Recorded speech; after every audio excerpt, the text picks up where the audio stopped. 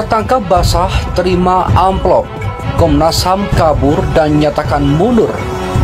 Tak ada ampun, Kamarudin bawa bukti penjarakan Komnas HAM. Saya sebagai Ketua Komnas HAM dengan Pak Irwasum sebagai Ketua Tim Sus ingin menyampaikan kepada publik semua bahwa tugas Komnas HAM dalam pemantauan dan penyelidikan kami akhiri.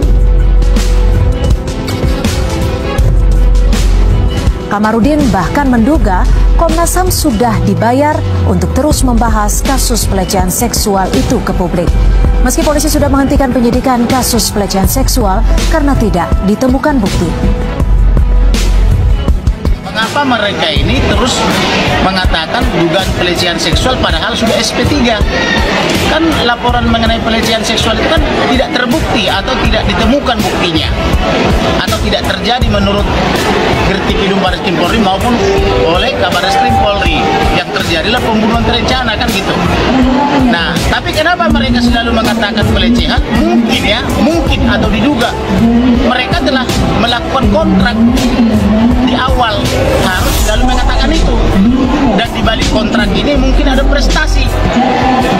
Jadi kalau dia tidak mengucapkan itu, mungkin akan ada one prestasi. Lu kan sudah dalam tanda petik dibayar misalnya, harus selalu ngomong pelecehan. Kenapa nggak ngomong kan gitu? Terbukti LPSK tidak mau ngomong lagi karena mereka menolak amplop-amplop itu kan. Kenapa saya punya keberanian, rekan-rekan saya yang lain tidak punya keberanian? Karena saya sejak menjadi advokat tidak pernah menyuap, tidak pernah mau menyuap polisi, jaksa, hakim. Disuap aja saya nggak mau. Yang menyuap saya itu sampai ke tingkat yang paling tinggi, dari uang 27 miliar sampai ratusan miliar saya tolak. Boro-boro menyuap, disuap aja saya nggak mau. Maka saya punya keberanian lebih. Itu saya sebetulnya. Kalau dia sudah menyuap, mustahil dia mulutnya atau bibirnya bisa berbicara yang benar. Karena sikap dan tindakannya sudah menyuap atau sudah melanggar hukum atau sudah melakukan perbuatan melawan hukum. Kalau hidupnya benar pasti suaranya kencang. Tapi kalau hidupnya tak benar, bagaimana dia bisa suara kencang sedangkan pikiran, sikap dan perbuatannya sudah tidak benar atau sudah melawan hukum? Itu intinya.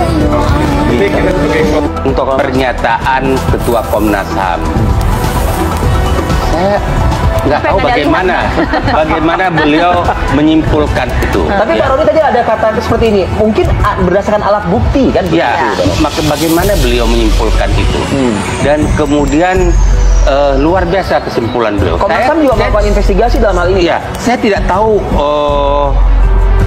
Saya tidak hadir apakah yang disampaikan oleh Pak Ketua Komnas HAM itu mempunyai kebenaran atau memang tanpa potensi memiliki kebenaran. Nah, sekarang begini, kalau kita lihat beliau Pak Taufik Dabani, beliau Ketua Komnas HAM, ketua lembaga yang bergensi, ya. Statement beliau, ya, saya harus menggunakan asumsi 95% harus benar. Iya, karena beliau juga menyampaikan ini berdasarkan juga dengan uji balistik dan juga hasil otopsi. Ya, makanya. Tapi pertanyaan saya adalah kenapa beliau yang bunyikan?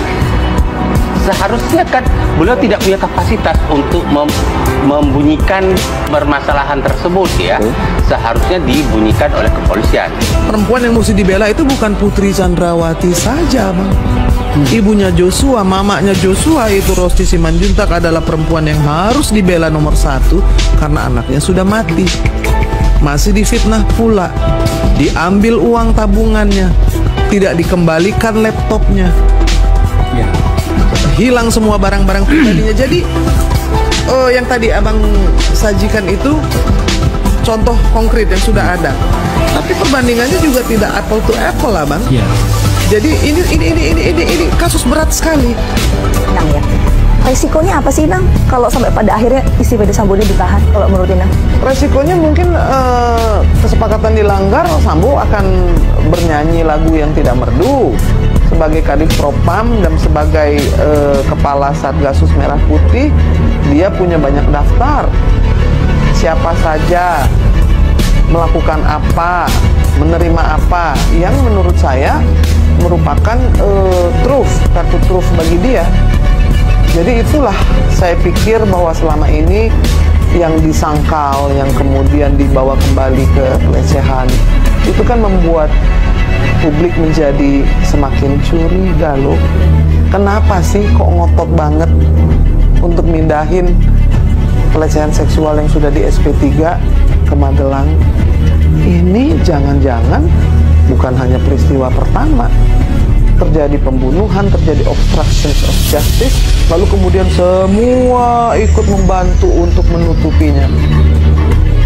Jadi hal pelanggaran-pelanggaran yang luar biasa itu kayaknya biasa banget, iya kan? Nggak ada yang kemudian menjadi takut atau kemudian mengatakan kebenaran, kan enggak. Sampai di sidang etik pun masih tetap tidak jelas, karena kita tidak tahu siapa melakukan apa. Dibikin tidak ada suara. Kamu bisa lihat ya? Karena kita tahu banyak rahasia yang disimpan oleh Sambo. Seperti yang juga dikonfirmasi oleh Pak Mahfud, ya kan? Betapa besar kuasa Kaisar Sambo ini. Oh, ada mabes di dalam mabes, Pak Mahfud ada mengatakan mabes itu dalam ya. mabes. Lalu juga yang beredar di luar itu tentang kekaisaran itu kan mengkonfirmasi bahwa ya sudahlah, kamu tahan saya, tapi istri saya jangan coba-coba. Kalau kamu tahan dia, saya bisa mengeluarkan rahasia atau mengatakan sesuatu yang kamu tidak ingin dengarkan. Kan bisa gitu.